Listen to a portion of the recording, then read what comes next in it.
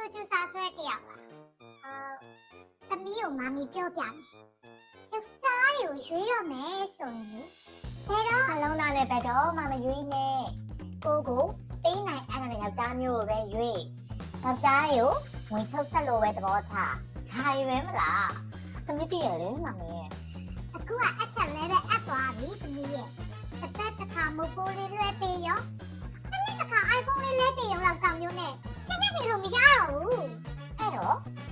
အရွယ်လေးရှိအောင်တစ်ခါလေးကိုယ့်ဘဝအမြင့်ဆုံးထိပြောင်းလဲပေးနိုင်တဲ့ယောက်ျားမျိုးဝင်းအောင်တည်နေပြီသမီးရဲ့ဒါဆိုသမီးဟာဘယ်လိုအောင်ရမှာလဲမမီရဲ့ဂျူလီယာ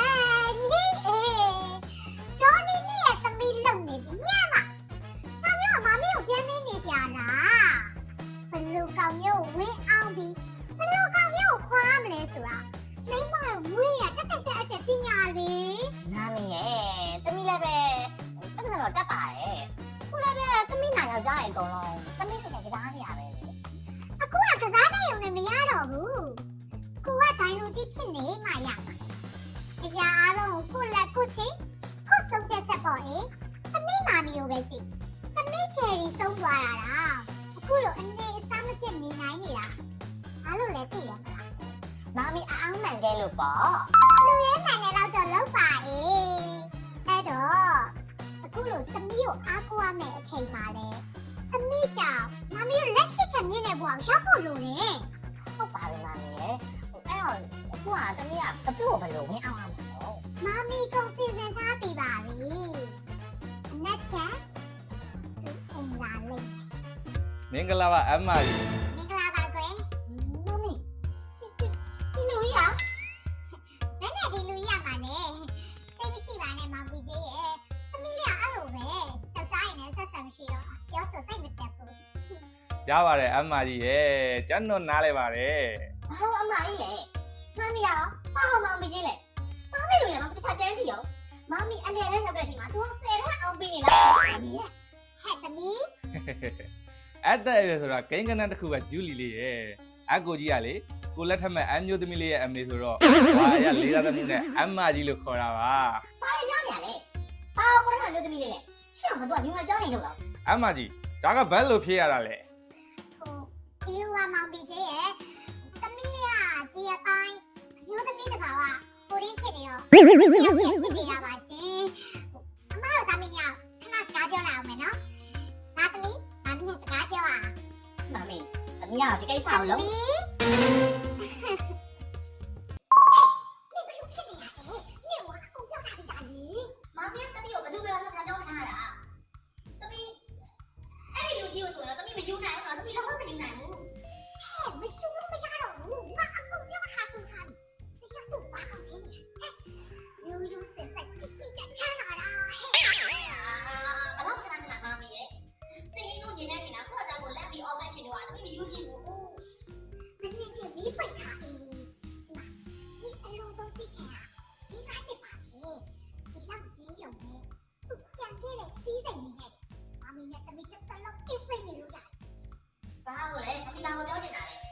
လေးခန်းနဲ့လေ သမီးမာမီကိုရှော့တွက်ထားတာကို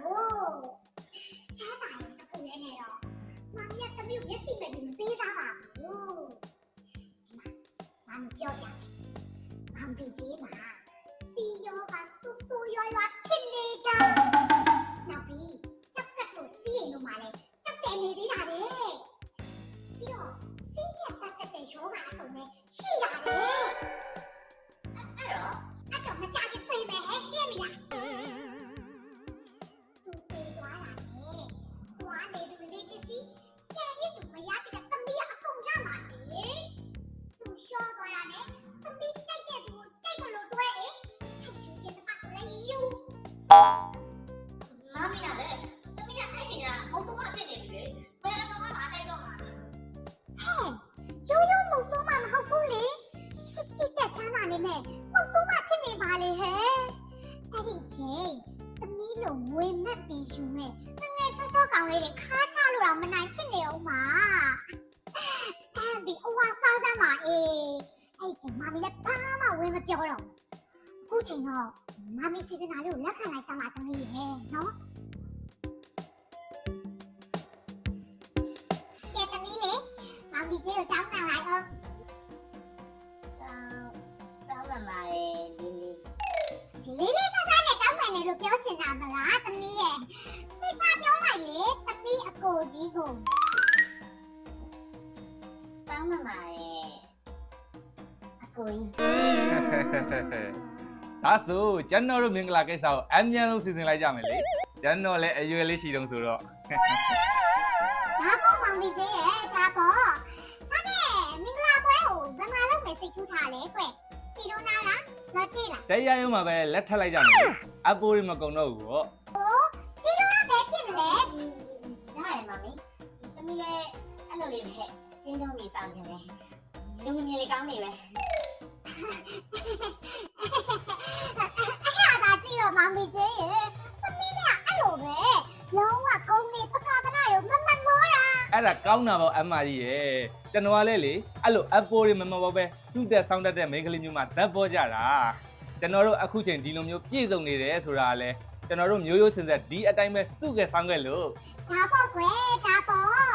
ဩဒါနဲ့ကျွန်တော်တို့လက်ထပ်ပြီးရင်အမကြီးအိမ်မှာပဲလာနေမယ်လို့ကျွန်တော်တွေးထားတယ်အမကြီးတို့လည်းကြေးကြီးမှာဒီသားမင်းညက်ပဲရှိတာမလားခွဲနေလို့ဘယ်ဖြစ်ပါမလဲနော် အဲ့ဒါလေ ချွေးတောင်ကြကကျွန်တော်ရဲ့အင်ကြီးကိုတော့အေးအငှားတင်ထားလိုက်မယ်လေအလကတက်တက်ငွေပိုထွက်လာတာကိုအမကြီးရဲ့ ကောင်းပါလေကွယ်ကောင်းပါလေဒါဆိုလက်မထုံးမယ်နေလေးอ่ะ နောက်အပတ်ထဲပဲစီးစင်လိုက်ကြရအောင်လေဂျူလီလေးကစိတ်တေးတအားလှရှားနေတာထင်တယ် ဟုတ်တယ်လက်တော့ မက်လက်မနဲ့ဂျူလီလေးရဲ့ပင်မလိုက်တာနားကြရအောင်လေဂျူလီလေး ဟုတ်မမီးစီခဏသွားလာအောင်မယ်နော်ပြောကြချင်တယ်လို့ မြန်မြန်သွားပြီးမြန်မြန်ပြန်ကတော့ဂျူလီလေးအကိုကြီးစောင့်နေမယ်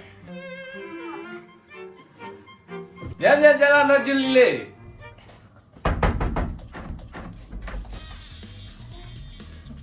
ဟဲ့သမီးရိုင်းမို့ဆိုဘာတော့ဟဲ့ သမီးမအိတ်ချင် မအိတ်ချင်တာနဲ့အိတ်စေးတောက်လို့ဟဲ့ ဟုတ်ဘူးမမီးရဲ့သမီးအိတ်ချင် โอเคဟိုနောက်ကြအသားကြတော့မှာပါသမီးရဲ့ မရဘူးမမီးနဲ့သမီးကိုသမီးသိရဲ့သမီးမမီးနဲ့ပဲအိမ်မနော်မမီးနဲ့ပဲအိမ်မ ဟဲ့ဖြစ်မလားဟဲ့你就没被他爸说话嘿，多过干过边多， မမီး 这多过干过边。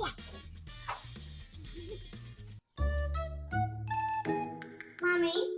ကျေတော့မလို့ဆိုပြန်လာတာ 多了啦嘿，没多了啦， ဘာလို့လဲ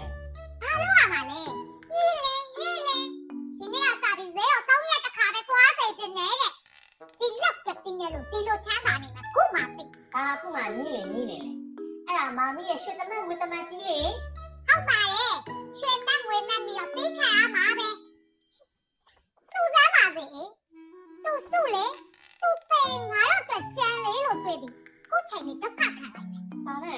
မမေလူရတေးရောသိပါလားသမီးမြင်တာဘဘဝင်းတော့ကျန်မှလာတယ်လို့ပဲစိတ်ညစ်တယ်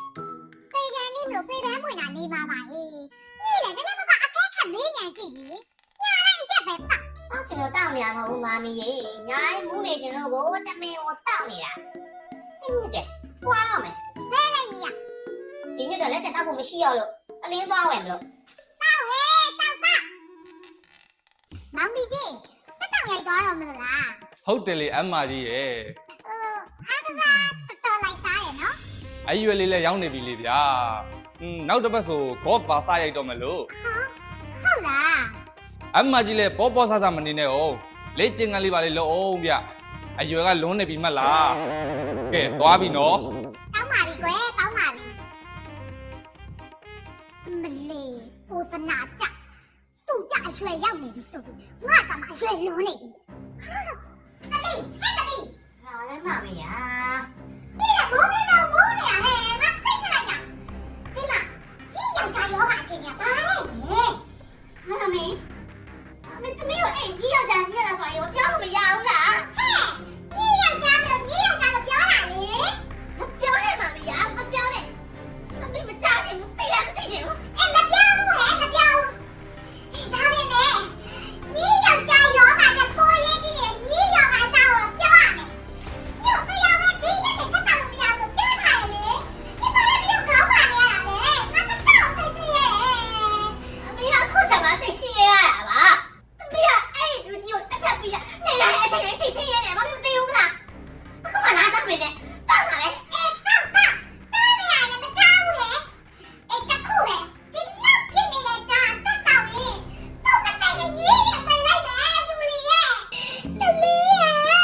သမီးရဲ့သမီးဟောမမမပြောခဲ့ဘူးလားညီကမမစကားနားမထောင်နဲ့ စိတ်ကိုထိမှအမကြီးရဲ့ မမီမမီ မမရှိရမမရှိရအမလေးသမီးလေးရဲ့တဲတဲချင်တဲ့သူအရင်မတည်ပဲမတည်ချင်တဲ့မမသမီးလေးချာကောင်ပါ အမကြီးပြောတဲ့အရင်သေးစင်နေတဲ့သူဆိုတာဘယ်သူကိုပြောတာလဲယင် ကျမသမီးလေးကကျမပဲအရင်သိချင်တာ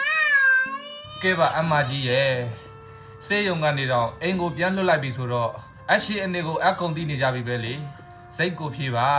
မပြေနိုင်ဘူးမပြေနိုင်ဘူးကျမမွေးထားတဲ့အမေလေးမပြေနိုင်ဘူး အမကြီးအားတဲ့အမကြီးရောဒါလေးချူလိုက်အမကြီး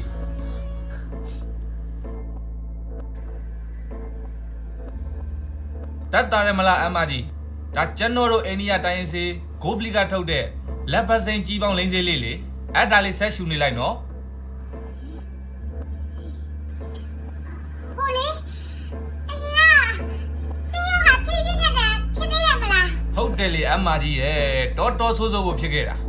ကံကောင်းလို့ပေါ့အမကြီးရဲ့ဩဒီမှာလေအဲ့ဒီဂိုးလီကပဲထုတ်တဲ့စီးကြောက်ကြီးစေးတောင်းမိလို့တာပေါ့ ဒါဆိုအခုအစီယောကနေကအကုန်ပြောက်သွားတာလား ပြောက်သွားတာတော့ကြားဖို့အမကြီးရဲ့ဘာမှစိတ်မပူပါနဲ့ကြောက်ကမှာရောစီးလန်းကြောင်းမှာရောတဲနေတဲ့ကြောက်တွေဘာမှကုန်မရှိတော့ဘူးအရင်လိုစီးပူတာတို့စီးအောင်တာတို့ဆိုဝေးပေါ့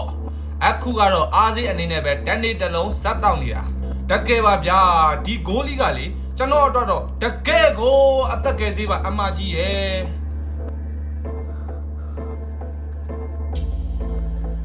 သမီးရဲ့ကိုလီတဲ့ကိုလီ သမီးပြောစရာရှိတယ် သမီးရဲ့မောနေပါမယ် သမီးကြောက်ပြောပါသမီးစိတ်ချနိုင်ပဲအကိုကြီး ပြောလေဂျူလီလေအကိုကြီးနားထောင်နေတယ် ဂျူလီနောက်ဆုံးစကားနေတယ်ဂျူလီမရှိတော့တဲ့အချိန်ဂျူလီမမီကိုအကိုတလာဆောက်ရှောက်ပေးပါနော် ဟဲ့ဘာလို့ပြောနေတာလဲမလိုပါဘူးမလိုဘူး အကိုခဏလေးရှောက်ပေးပါ ရတာပေါ့ဂျူလီလေးရဲ့လိုရင်အကိုကြီးကိုခေါ်လိုက်နော်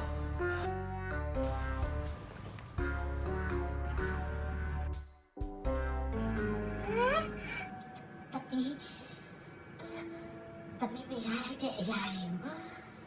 မမီရယူပေးပါသမီးဒီတိုင်းရှောင်းနေသမီးချမတော့ချင် အခုတော့ဘာရောမှမရှိတော့ပါဘူးဆိုရင်မင်းရဲ့နှခါနဲ့ရှုံးနေပါမယ်စိတ်ချလိုက်ပါတော့ မမီလည်းကြမရှောင်းတူတောက်တယ်ဒီဂိုလီကိုမမီလည်းလိုက်တော့အကိုကြီး အကိုကြီးလာပြီဂျူလီလေအကိုကြီးအနားမှာရှိတယ်နော် ဂျူလီမမီတို့စိတ်ချပါစေနော် စိတ်ချပါဂျူလီလေးရဲ့စိတ်ချပါအကိုကြီးဓာတ်တလုံးဆောက်ရှောက်ပေးပါမယ်လို့ဂတ်တိပေးပါတယ်ဂျူလီလေးအဲ့ဒါဂျူလီလေးဂျူလီလေး နောက်ဆုံးချိန်မှာကလပ်စားပြကြည့်တော့ရလား ဘိုလီတိုင်းရင်းစရာဆိုရင်ဖြင့်အိန္ဒိယနည်းပညာအိန္ဒိယကုန်စံဖြင့်မြန်မာနိုင်ငံမှာဂုဏ်ဆောင်ထုတ်လုပ်ထားတဲ့အိန္ဒိယတိုင်းရင်းစေဝါဖြစ်ပါတယ်။မြန်မာနိုင်ငံတိုင်းရင်းစေဝါထောက်ခံချက်အမှန်လည်းရရှိထားပြီးဖြစ်တာကြောင့်စိတ်ချကြုံစွာသုံးစွဲနိုင်ပါတယ်ခင်ဗျာ။ဂိုလီတိုင်းရင်းစေများကိုရန်ကုန်၊မန္တလေး၊နေပြည်တော်၊မော်လမြိုင်မှာရှိတဲ့ကိုဟန်တင်မတ်တရောင်စေးဆိုင်များနဲ့တခြားနည်းစရာစေးဆိုင်မှာမေးမြန်းဝယ်မရှိနိုင်ပါတယ်ခင်ဗျာ။ပြန်လည်ရရှိလို့သူများအနေနဲ့ဂိုလီပင်ဖုန်းနံပါတ်ဖြစ်တဲ့39 4400 10431 39 4400 10432တို့ကိုဆက်သွယ်မြင်းမြန်းဝယ်ယူနိုင်ပါတယ်ခင်